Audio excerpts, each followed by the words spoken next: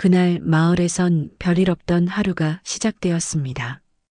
그런데 한 노인이 양복을 거꾸로 입은 채 농협 문을 열었습니다. 사람들은 그를 조롱했고 냄새가 난다며 쫓아냈습니다. 아무도 몰랐습니다. 그 노인이 마을을 살릴 기적의 열쇠를 쥐고 있었다는 걸. 이것은 기억을 잃어가던 한 노인이 단 하루 자신을 잊은 날로 인해 모두의 가슴에 가장 길게 남은 하루를 남긴 이야기입니다. 사연이 시작되기 전에 구독과 좋아요 한 번씩 부탁드립니다. 알림 설정까지 해주시면 다음 이야기도 가장 먼저 받아보실 수 있습니다. 경북 봉화의 한적한 읍내. 아침 이슬이 맺힌 산길을 따라 한 노인이 천천히 걸어 내려왔습니다. 육만복 80이 넘은 나이에도 허리는 고닫고 발걸음엔 습관처럼 길들여진 리듬이 있었습니다. 그러나 오늘 그의 손엔 장부도 지팡이도 없었습니다. 왼쪽 신발은 고무장화, 오른쪽은 운동화였고 셔츠 단추는 3칸이나 어긋나 있었습니다. 그는 마을 어귀의 정자 앞에서 잠시 멈춰섰습니다. 이따금 손바닥을 들어 햇살을 가리며 중얼거렸죠. 여기 장부가 있어야 되는데. 정자에 앉아있던 동네 아재가 그를 바라보다가 다가왔습니다. 만복이 형, 어디 가요? 어디 또 벌 치러 가요? 윤만복은 눈을 가늘게 뜨고 그를 바라보았습니다. 아니, 그게 말이야. 장부 좀 찾으러 농협에. 그 말에 아재는 고개를 갸웃했죠. 만복 노인은 벌써 양복 일을 그만둔 지 수년째였습니다. 하지만 그 사실을 오늘의 윤만복은 잊고 있는 듯 보였습니다. 그의 기억은 하루에도 몇 번씩 끊겼다 이어지곤 했습니다.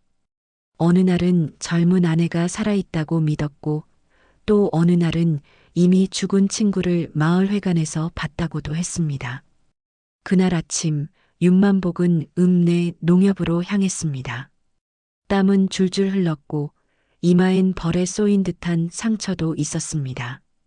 팔소매엔 꿀벌의 시체가 몇 마리 붙어 있었고 바지에는 흙이 잔뜩 묻어 있었죠. 농협 자동문 앞에서 멈칫하더니 잠시 한쪽 눈을 찡그렸습니다. 이게 여긴 어딘고. 문이 자동으로 열리자 윤만복은 안으로 들어섰습니다. 은행 안은 아침 출근길 손님들로 북적였고 사람들의 시선이 일제히 그에게 쏠렸습니다. 누군가는 코를 막았고 누군가는 피식 웃었습니다. 한 여직원이 다가와 조심스럽게 말했습니다. 할아버지, 혹시 어디 불편하신 데 있으세요? 윤만복은 멍한 얼굴로 말했다죠. 나 장부 찾으러 왔는데. 내 장부가 여기 있을 낀데. 여직원은 곧 표정을 굳히더니 뒤에 있는 경비원을 향해 눈짓했습니다. 젊은 경비원이 다가와 말했습니다. 할아버지, 잠깐만요. 여긴 그런 데가 아닙니다. 밖으로 나가셔야겠습니다. 그 말을 들은 윤만복은 고개를 갸웃하다가 말없이 뒤돌아섰습니다. 그러나 문턱을 넘다 발을 헛디뎌 넘어졌고 사람들의 웃음소리가 여기저기서 새어나왔습니다. 어떤 이는 핸드폰으로 그 장면을 찍기까지 했습니다. 그날 오후 윤만복은 봉화 시골집 마당에 앉아 있었습니다. 손녀 윤지연이 직장에서 퇴근하자마자 들이닥친 곳은 바로 그 마당이었습니다.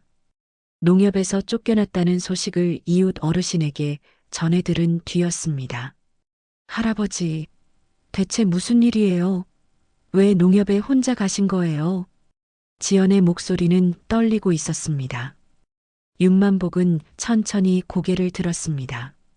내가 뭐 좀 찾으러 간 것 같은데 기억이 잘 안 난다. 지연은 그의 손을 잡고 눈시울을 붉혔습니다. 할아버지, 이제 혼자 다니면 안 돼요. 큰일 나요. 진짜 큰일 나요. 그날 밤 지연은 아버지에게 전화를 걸었습니다. 울분을 터뜨리듯 말했죠. 아빠, 우리 할아버지가 그 농협에 얼마나 예금을 해놨는지 알아요? 내가 본 계약서만 해도 30개는 넘어요. 마을 공로기금에, 양봉의 후원금에. 진짜 아무도 몰라서 그렇지. 그 사람들한테 예금주가 누군지 알려줘야 정신 차릴 거예요. 그녀는 바로 다음날 언론에 제보했습니다.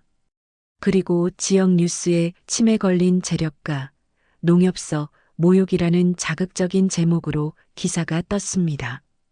기사에는 윤만복의 사진과 함께 과거 그가 마을에 기부한 금액, 농협, 예치금 내역 일부가 포함되어 있었습니다.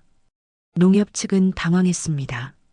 다음 날 지점장은 기자회견을 열어 사과를 했습니다. 저희가 예우를 갖추지 못해 깊이 반성하고 있습니다. 윤 어르신께 정중히 사과드리겠습니다. 하지만 사람들의 분노는 쉽게 가라앉지 않았습니다.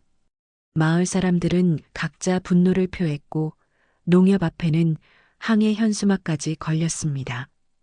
그리고 며칠 뒤 윤만복은 읍장으로부터 봉화 공로상을 수상하게 됩니다. 작은 체육관에서 열린 시상식에서 그는 끝내 단상에 오르지 않았습니다. 무대 아래서 상장을 받은 뒤 조용히 말했죠. 내가 하루만 내 자신을 잊었을 뿐입니다. 내 자존심까지 잊진 않았습니다. 그 말은 사람들의 마음을 울렸습니다. 농협지점장은 눈시울을 붉혔고 일부 주민들은 손수 만든 꽃다발을 안겨주었습니다. 그날 이후 윤만복은 다시 양봉장으로 돌아갔습니다. 여전히 치매는 그를 괴롭혔지만 꿀벌의 이름은 또렷이 기억했습니다. 그리고 자신이 누구인지는 더는 잊지 않으려 애썼습니다. 봉화읍의 늦여름은 유난히 더웠습니다. 윤만복의 양봉장은 벌써 꿀 수확철을 지나 한가로웠고 벌통 주변엔 게으른 날개짓만이 남아 있었습니다. 노란 개망초 사이로 윤만복은 천천히 걸었습니다. 마당 끝 장독대 옆 묻혀있는 작은 철제 상자를 향해 말없이 다가갔습니다. 상자를 꺼내 덮개를 열자 오래된 노트와 봉투들이 가득했습니다. 봉투 위에는 붓글씨로 쓰인 몇 개의 이름들이 보였고 그중 하나는 봉화공익 기금이라 적혀 있었습니다. 노트에는 꿀벌처럼 정갈한 글씨로 숫자와 항목이 빼곡히 적혀 있었고 그 아래 작게 쓰여 있던 문장이 눈에 들어왔습니다. 마을이 어려워지면 이 돈을 쓰시오. 단 벌처럼 조용히. 윤만복은 마치 수십 년 전으로 돌아간 듯 멍하니 그 글을 바라보았습니다. 그 옛날 폭우로 무너진 다리를 복구하려 읍장이 사방 뛰어다니던 날. 정부 예산은 턱없이 부족했고 주민들은 허리띠를 졸라맸습니다. 그때 윤만복은 아무 말 없이 통장을 꺼내 들고 농협을 찾아갔습니다. 그날의 농협 직원은 달랐습니다. 손등에 흙 묻은 채 찾아온 그를 누구보다 정중히 대했고 윤만복도 그 신뢰를 고스란히 예치금으로 남겼습니다. 그는 결심했죠. 언제가 될진 몰라도 마을이 위기에 처하면 꿀처럼 모은 돈으로 조용히 살리겠다고요. 며칠 후 손녀 윤지연은 철제 상자의 내용을 모두 디지털화해 보관 중이었습니다. 그녀는 사회복지사로 아버지를 잃고 윤만복에게 키워진 아이였습니다.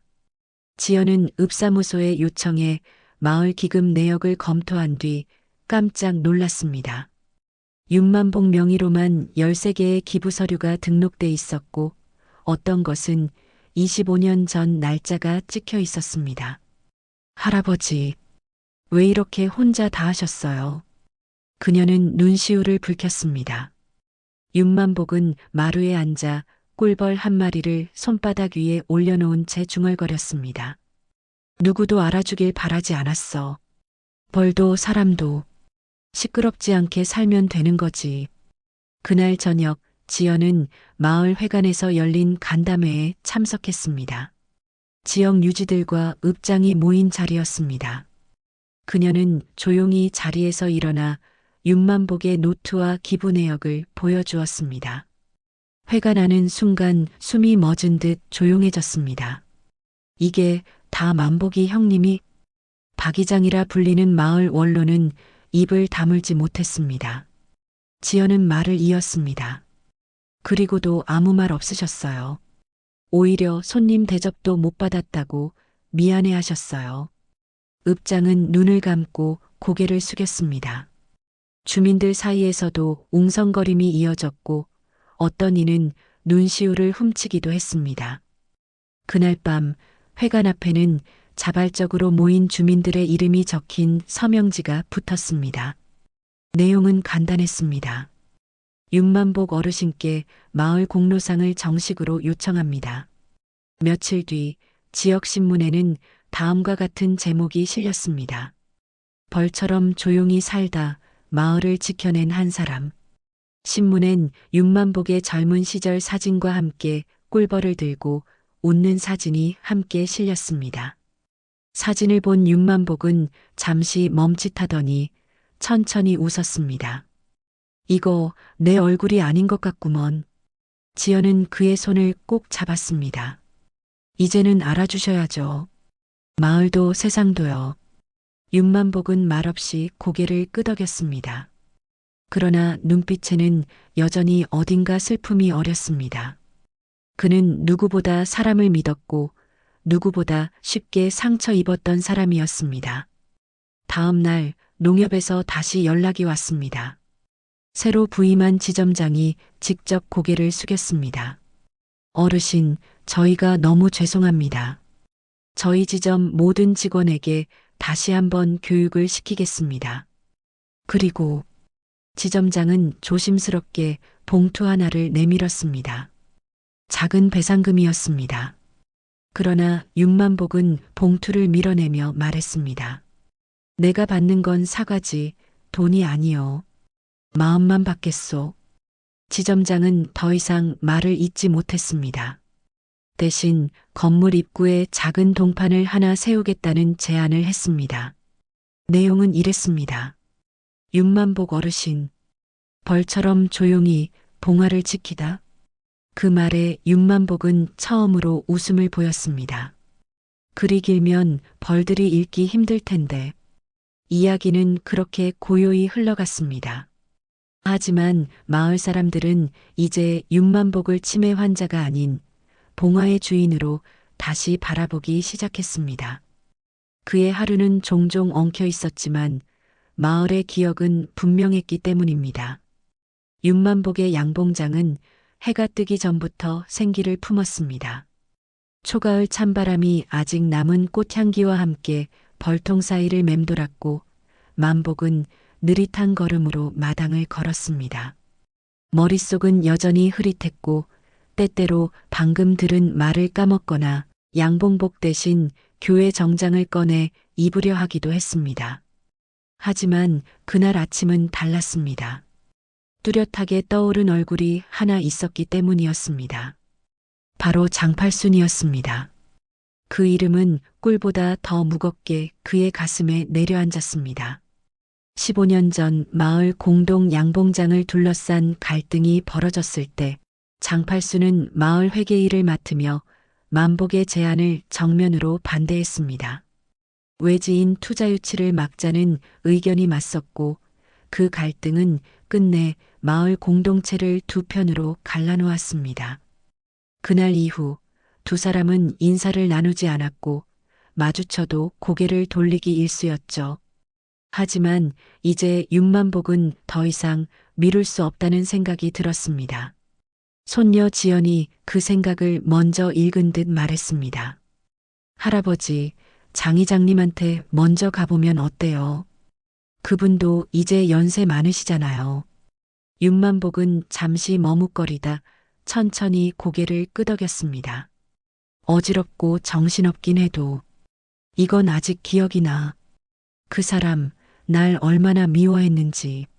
하지만 그날 오후 그는 꽃꿀통을 들고 마을 반대편 장팔순의 집을 찾았습니다. 문 앞에서 한참을 서성이다가 문이 열리자 그는 조심스럽게 인사를 건넸습니다. 오랜만이요, 장 이장. 팔수는 처음엔 말없이 그를 바라보았습니다. 그 눈빛에는 놀라움보다 피로가 묻어 있었습니다. 몇 초의 정적 끝에 팔순이 입을 열었습니다. 여기까지 웬일이요? 꿀 팔러 온 건 아니지? 윤만복은 머쓱한 듯 웃으며 통을 내밀었습니다. 이거 올해 첫 수확이요. 팔려고 온 건 아니고 그냥 나눠주려고요. 팔수는 통을 받으며 조심스레 안으로 안내했습니다. 오랜만에 마주 앉은 두 노인은 말없이 찻잔을 마주했습니다. 만복은 고개를 들어 조심스럽게 말했습니다. 그날 일이요. 그땐 내가 너무 앞섰소. 회계 맡은 자네 입장에선 당연히 반대했겠지. 나도 이제야 그걸 이해하겠소. 팔수는 말없이 잔을 들었다가 천천히 내려놓았습니다. 나도 너무 성냈지. 마을 일에 감정 들이붓는 거 아니라 했는데 우리가 서로 마을을 생각하는 방식이 달랐던 거였지. 두 사람 사이에는 오래 묵은 오해의 막이 걷히듯 천천히 대화가 오갔습니다. 말이 많지 않아도 진심은 느껴졌습니다. 그날 저녁 윤만복은 다시 양봉장으로 돌아왔습니다. 벌통 사이를 돌며 하나하나 상태를 점검하는 그의 얼굴에는 잔잔한 평온이 깃들어 있었습니다. 그는 자신이 만들어낸 꿀벌 공동체처럼 마을도 그렇게 다시 엮여야 한다고 생각했습니다. 서로 다른 벌집에서 나와도 결국 하나의 꽃으로 모여드는 것처럼요. 며칠 후 장팔수는 마을 방송에서 윤만복의 공로상 추진을 다시 공론화했습니다. 몇몇 주민들은 놀라움을 감추지 못했습니다. 그렇게 앙숙이던 둘이 손을 잡은 모습은 마을 전체에 작은 감동을 전했습니다. 특히 윤만복이 전해준 꿀을 맛본 아이들 부모들은 하나같이 이야기했습니다. 그 꿀 뭔가 달라요. 더 깊고 더 순한 맛이 나요. 지연은 속으로 생각했습니다. 그것은 아마 용서와 진심의 맛이었을 것입니다. 하지만 그날 밤 윤만복은 다시 정신이 혼미해졌습니다. 벌통에 먹이를 주는 걸 깜빡했고 고무장화를 벗지 않은 채 잠자리에 누웠습니다. 지연은 눈물을 참으며 조용히 아버지처럼 기저귀를 갈아주었습니다. 윤만복은 중얼거렸습니다. 내가 오늘 장팔순이네 갔다 왔지? 화해했지? 지연은 손을 꼭 잡으며 말했습니다. 네, 할아버지. 아주 잘했어요. 윤만복은 웃었습니다. 그리고 눈을 감은 채 조용히 잠이 들었습니다. 이제 그의 하루는 흐릿할지 몰라도 주변 사람들의 기억은 점점 또렷해지고 있었습니다. 그리고 그 기억들이 윤만복이 잊어가는 세상을 지탱하고 있었습니다. 윤만복이 양봉장에서 혼자 중얼거리며 벌통을 쓰다듬고 있을 무렵 읍내 농협지점에는 긴장감이 돌고 있었습니다. 지난주 그가 쫓겨났던 사건이 지역 언론에 보도되며 지점장은 본점 감사를 받을 위기에 놓였습니다. 그날 오전 본점 감사팀이 광역시에서 도착했습니다. 말쑥한 정장 차림의 중년 남성이 지점장의 사무실 문을 열며 말했습니다. 본점 감사팀장 이기훈입니다. 어르신 건으로 내부 조사를 진행하겠습니다. 지점장은 머리를 조아리며 안내했습니다. 죄송합니다. 다 오해였던 걸로 정리됐습니다. 저희도 그 어르신이 그렇게 큰 거래처인 줄은 전혀 몰랐습니다. 이기훈 팀장은 날카로운 눈빛으로 말했습니다. 130억이라는 자산이 오해로 넘어갈 수 있는 금액입니까? 그것도 예금뿐 아니라 임대료 자동이체 계좌만 수십 개입니다. 지점장은 얼굴이 창백해졌습니다. 그는 사태 수습을 위해 본점과 상의한 대로 윤만복을 다시 초청하려 했습니다. 그러나 그날 만복은 다시 발길을 끊고 양봉장으로 돌아갔습니다. 이젠 돈이고 뭐고 관심 없소. 그냥 벌이랑 있고 싶소. 손녀 지연이 그의 옆에서 조용히 말했습니다. 할아버지, 그래도 한 번만 더 가보는 게 어때요? 할아버지 명예가 걸린 일이잖아요. 윤만복은 한참을 말없이 있다가 그제야 천천히 고개를 끄덕였습니다. 그날 오후 윤만복은 정갈한 남색 한복을 입고 손녀와 함께 농협을 찾았습니다. 창구 앞에 섰을 때 직원들이 모두 일어서며 머리를 숙였습니다. 지점장은 직접 윤만복의 손을 잡으며 말했습니다. 정말 죄송합니다. 어르신, 저희가 몰라 배웠습니다. 윤만복은 잠시 손을 뿌리치려다 말고 말없이 고개만 끄덕였습니다. 그 순간 감사팀장 이기훈이 조용히 입을 열었습니다. 어르신, 오늘 저희가 오해를 풀기 위해 특별한 서류를 준비했습니다. 오래된 거래 기록을 정리하다 본점에서도 모르는 계좌가 발견되었습니다. 그는 조심스럽게 두툼한 문서 한 묶음을 내밀었습니다. 손녀 지연이 그걸 대신 받아들여 펼쳤습니다. 문서엔 1997년 공동농장 청년자립기금 1차 예치금 5억 원이라는 제목이 선명하게 적혀 있었습니다. 그 아래 예금주 윤만복이라는 이름이 분명히 찍혀 있었습니다. 지연은 놀란 눈으로 고개를 들었습니다. 할아버지, 이게 뭐예요? 이 기금 마을 장학회에도 없던 건데요? 윤만복은 멍한 얼굴로 문서를 들여다보더니 천천히 말했습니다. 그게 그때 그 아이들한테 쓰려고 만든 거였소. 기술 배우고 땅 사고 하라고. 내가 이름만 빌려서 넣었는데 어느새 잊어버렸구려. 감사팀장은 다시 말했습니다. 이런 기금이 통째로 묻혀 있었던 겁니다. 이 계좌는 어르신이 예금한 이후 이자만 쌓여 지금은 거의 10억 가까이 되어 있습니다. 지점장은 얼굴이 새빨개졌습니다. 본점 감사팀이 기금이 사라진 경위를 추적하기 시작했고 그 과정에서 일부 직원의 부주의와 회계 누락 사실도 드러났습니다. 윤만복은 잠시 천장을 바라보며 중얼거렸습니다. 나는 다 잊은 줄 알았소.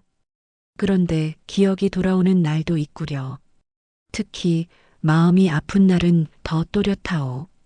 그날 저녁 마을회관에서는 긴급 회의가 열렸습니다. 지연은 할아버지를 대신해 회의에 참석했고 서류를 주민들에게 공개했습니다. 장팔순이 조용히 물었습니다. 이 돈 어르신이 우리 마을 청년들 위해 묻어둔 거였다고? 지연은 고개를 끄덕였습니다. 그렇습니다. 아마도 잊으신 것 같지만 통장 안의 진심은 여전히 남아 있었습니다. 마을 사람들 사이에는 숙연한 정적이 흘렀습니다. 몇몇은 눈시울을 붉혔고 몇몇은 부끄러운 듯 고개를 떨궜습니다. 그날 밤 윤만복은 조용히 다시 양봉장으로 돌아왔습니다. 그는 벌통 옆에 쪼그려 앉아 말했습니다. 벌들도 결국 자기 집으로 돌아오지. 나도 그렇게 돌아온 것 같소? 손녀 지연은 그 말이 오래도록 가슴에 남았습니다. 윤만복이 숨겨둔 청년기금이 세상에 공개된 이후 봉화마을은 연일 들끓는 분위기였습니다. 장터에서는 매일같이 어르신 이야기가 오르내렸고 마을 게시판엔 회의 공고가 하루 걸러 하나씩 붙었습니다. 장팔수는 평생 만복과 함께 벌을 치며 살아온 이웃이었습니다. 그는 마을회관 앞 평상에 앉아 사람들 사이에서 도는 이야기를 들으며 고개를 절레절레 저었습니다. 기금이 그렇게 많다며 이참에 회관 새로 지어야 한대. 또 누군가는 장학금 늘리자고 하고 그 옆에서 감식초를 팔던 정말선이 팔짱을 끼며 말을 이었습니다. 나는 반대요. 청년기금이라며. 이름대로 청년들한테 써야지 왜 마을 전체가 다들 욕심을 내는 건지 모르겠어요. 그날 저녁 마을회관에는 다시 주민회의가 열렸습니다. 기금 용도를 정하기 위해 그리고 무엇보다 그 주인을 직접 만나기 위해 사람들이 하나둘 모였습니다. 지연은 할아버지를 대신해 회관 앞에 섰습니다. 만복은 양봉장에 홀로 남아 있었습니다. 마을 청년의 회장인 이건호가 먼저 마이크를 잡았습니다. 우리 세대는요, 기회가 없었어요. 떠나고 싶지 않았지만 어쩔 수 없이 도시로 나간 친구들도 많았어요. 이 기금, 그런 청년들 붙잡는 데 써야 합니다. 그 말에 장년층 몇몇이 일어났습니다. 아니, 우리가 지금까지 마을을 지켜왔는데 그 돈을 우리랑 상의도 없이 쓰겠다는 말입니까? 청중 속 웅성거림은 점점 커졌습니다. 서로의 감정이 얽히며 의견은 둘로 나뉘었습니다. 그날 밤 지연은 집으로 돌아오며 조용히 혼잣말을 했습니다. 기금이 아니라 마음을 어떻게 나눌 수 있을지 그게 더 어려운 일이네. 양봉장으로 돌아온 지연은 조용히 마루 끝에 앉았습니다. 벌통 옆에 앉아 조는 듯한 윤만복이 그 곁에 있었습니다. 그의 손에는 오래된 장부가 들려 있었고 손가락은 천천히 이름들을 짚고 있었습니다. 만복은 천천히 고개를 들었습니다. 지연아, 그 기금 나눠줄 수 있을까? 모두가 원망하지 않게. 지연은 조용히 고개를 끄덕였습니다. 그게 어렵죠. 할아버지가 아무도 모르게 좋은 일을 하셨는데 사람 마음은 다 같지 않으니까요. 윤만복은 한참 침묵을 지키다 말했다. 나는 다 잊었다고 생각했지만 이놈의 기억이 땡볕 속 벌보다도 더 성질이 지랄 같아. 왔다 갔다 하니까 말이야. 그래도 아직 다 안 늙었나 보지? 그는 쓴웃음을 지었습니다. 하지만 그 눈빛엔 오래된 슬픔이 묻어 있었습니다. 다음 날 마을 청년회와 장년회, 여성회까지 한데 모여 청년기금 운영위원회를 구성하자는 제안이 나왔습니다. 하지만 첫 회의부터 삐걱대기 시작했습니다. 회의실에 앉은 이들은 서로를 견제하는 말투로 말을 주고받았습니다. 이건 청년들 위한 돈입니다. 우리가 주도권 가져야 해요. 마을을 지켜온 건 우리인데 왜 청년들만 쓴다는 겁니까? 지연은 가운데 앉아 조용히 말을 이었습니다. 기금은 누구의 것도 아니고 할아버지 마음 그 자체입니다. 누가 더 받을지 말하기 전에 누가 더 진심인지 먼저 생각해 주세요. 그 말의 순간 모두 말문이 막혔습니다. 그날 저녁 윤만복은 양봉장 마루에 앉아 종이 비둘기 하나를 접고 있었습니다. 치매가 깊어질수록 그는 종이 접기를 자주 했습니다. 접는 순서를 기억하고 또 잊으며 말없이 그것을 반복했습니다. 지연은 다가가 말했습니다. 할아버지, 그 돈. 사람들이 서로 다투기 시작했어요. 그래도 저는 믿어요. 할아버지의 마음을 진심으로 읽는 사람들이 나타날 거라고. 윤만복은 고개를 끄덕였습니다. 그래. 꿀도 한 번에 못 따지. 시간 들이고 기다려야지. 그는 종이 비둘기를 지연의 손에 쥐어주며 말했습니다. 이건 나도 왜 접고 있었는지 기억 안 나지만 왠지 내 손에 있어야 할 것 같아. 바람이 제법 매서워진 늦가을 오후 봉화마을 회관 앞마당에는 평소보다 훨씬 많은 사람들이 모여 있었습니다. 청년기금 공개 이후 처음 열리는 공청회 자리였습니다.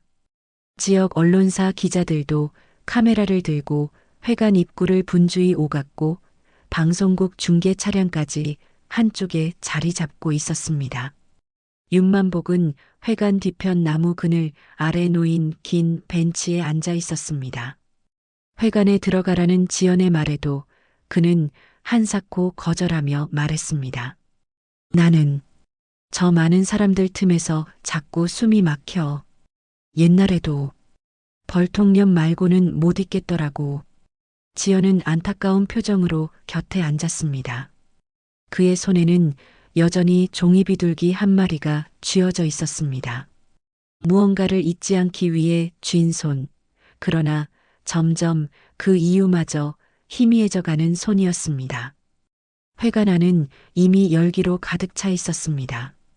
청년회, 장년회, 여성의 대표들이 마이크를 차례로 잡고 자신들의 의견을 펼쳤습니다. 이 기금이 어떻게 쓰이든 모두를 위한 방향이어야 한다고 생각합니다. 단지 나이대나 직업군으로 나누는 것은 의미가 없죠. 하지만 그 발언 이후 한 중년 남성이 일어나 소리쳤습니다. 그 돈, 원래 윤만복 혼자 쓸 수도 있었잖아요. 그런데 지금 와서 뭐가 공정하냐고 따지는 건 억지 아닙니까? 사람들 사이의 긴장감은 점점 높아졌고 고성까지 오가는 순간 회관 뒷문이 천천히 열렸습니다. 윤만복이 손에 종이 비둘기를 든 채 느릿하게 걸음을 옮기고 있었습니다. 지연은 놀라 달려가 그를 말렸지만 윤만복은 조용히 손을 흔들었습니다. 나도 내 목소리 정도는 내야 하지 않겠어. 회가 나는 순간 조용해졌습니다. 윤만복이 마이크 앞에 선 것입니다. 그는 천천히 마이크를 쥐었지만 말을 잇지 못하고 손을 떨기 시작했습니다. 그 돈은 나중에 누구 줘야 했던 건데. 이름이. 말끝이 흐려지고 그의 눈동자가 멍하니 공중을 헤맸습니다. 지연아, 이게 누구였더라? 윤만복은 주머니에서 오래된 장부를 꺼내 들었지만 그것을 펴지도 못한 채 바닥에 툭 떨어뜨렸습니다. 이어서 갑자기 허공을 향해 소리를 지르기 시작했습니다. 벌통? 벌이 다 죽었어. 내가 뭘 잘못했어. 수온이 떨어졌는데. 내가 늦게 갔어. 회의장은 아수라장이 되었습니다.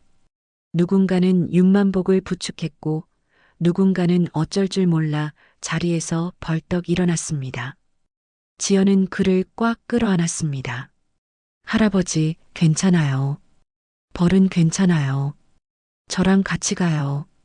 하지만 윤만복은 눈앞에 지연조차 알아보지 못한 채 공포에 찬 눈으로 회관 천장을 바라보며 몸을 떨었습니다.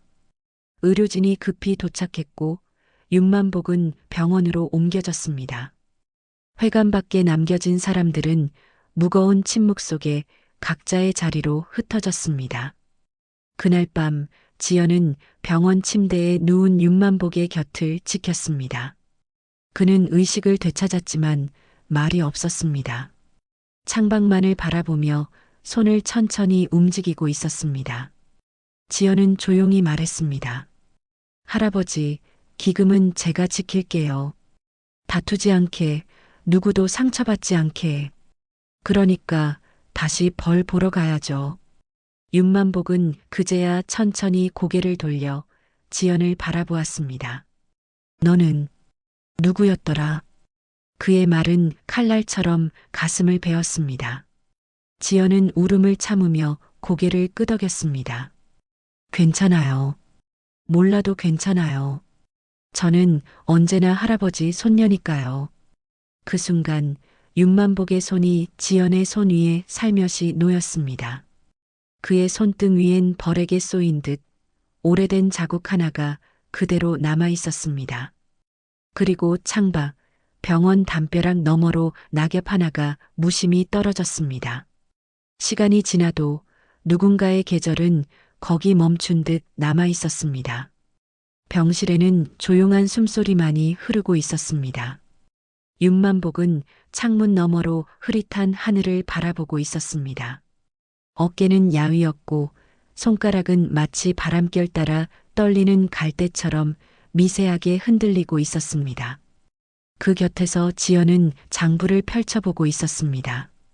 낡은 표지, 손때 묻은 종이, 그리고 곡선으로 흘러간 붓글씨, 채송화 장학기금. 그 이름 아래에는 수십 명의 이름과 금액, 날짜가 적혀 있었습니다. 한 장 한 장 넘길수록 지연의 눈가엔 눈물이 맺혀갔습니다.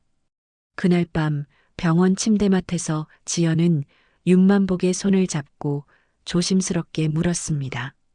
할아버지, 채송화. 그게 누구예요? 윤만복은 잠시 멍한 눈으로 그녀를 바라보다가 아주 천천히 입을 열었습니다. 그 아이, 내 딸이었지요. 순간 지연의 손이 굳었습니다. 한 번도 들어본 적 없는 이름, 그녀의 어머니가 아니었습니다. 윤만복은 깊은 숨을 내쉬며 말을 이었습니다. 내가 꿀벌만 보고 살다 보니 집안일은 항상 뒷전이었어요. 송아는 늘 나한테 칭찬 한 번 받으려고 학교도 성적도 열심히 했는데 어느 날 갑자기 집을 나갔지요. 난 그게 그냥 사춘기라고 생각했는데 며칠 뒤 냇가에서 그의 목소리는 갈라졌고 그 뒤는 이어지지 않았습니다. 지연은 말없이 그의 손을 꽉 잡았습니다. 그때부터였어요. 내가 돈을 모으기 시작한 건 아이들 하나라도 공부 못해 서럽진 않게 해주고 싶었어요. 송아가 그걸 원했을 것 같아서요. 그는 장부 위 한 페이지를 가리켰습니다. 그곳에는 지연 2021년 3월 1일 1천만 원 지급 예정이라고 적혀 있었습니다. 지연은 그제야 할아버지가 자신 몰래 기회를 주고 있었던 걸 깨달았습니다. 이 장부는 그냥 돈이 아니었어요. 그에겐 벌꿀보다 더 오래된 마음의 꿀이었습니다.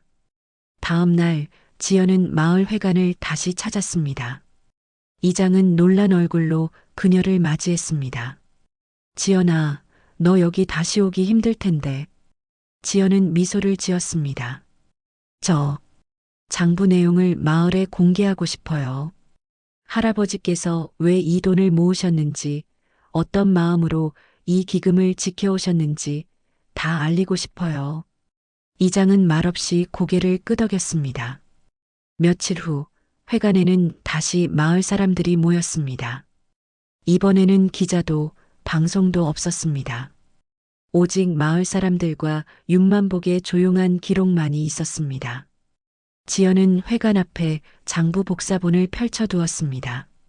그리고 조심스럽게 말문을 열었습니다. 이건 윤만복 할아버지께서 30년 넘게 한 장 한 장 써내려온 장부입니다. 어떤 자격도 따지지 않고 그저 아이들의 이름 하나하나를 새기셨습니다. 사람들은 장부를 하나하나 넘겨보며 놀람과 숙연함에 빠졌습니다.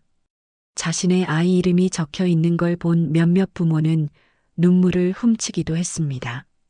기금의 주인은 돈이 아니라 마음입니다. 그리고 그 마음은 저희 마을 모두의 것이니까요. 이제부터는 이 장부 제가 대신 지키겠습니다. 지연의 목소리는 담담했지만 단호했습니다. 마을 어르신들이 하나둘 고개를 끄덕였고 어느새 박수가 터져 나왔습니다. 이장은 조용히 말했습니다. 송아가 저 위에서 참 기뻐하겠구나. 그날 저녁 윤만복은 병원 침대에서 앉아 있었습니다. 의사는 퇴원을 허락했지만 그는 그저 말없이 창밖의 하늘을 바라볼 뿐이었습니다. 지연이 조심스럽게 다가와 말했습니다. 할아버지, 벌들 보러 가실래요? 그는 천천히 고개를 돌리며 희미하게 웃었습니다. 그래야지. 벌도, 나도 오래 기다렸지요. 지연은 그를 부축해 병원 문을 나섰습니다. 노을이 지고 있었습니다. 가을 햇살이 마지막 잎을 비추듯 윤만복의 뒷모습을 붉게 물들였습니다. 겨울 첫눈이 봉화 읍내에 내리던 날 윤만복은 다시 양봉장을 찾았습니다. 오랜만에 들이마시는 꿀벌 향과 흙냄새가 그의 폐 끝까지 스며들었습니다. 그는 오래된 나무 의자에 앉아 벌통을 바라보았습니다. 여기서 평생을 보냈지요.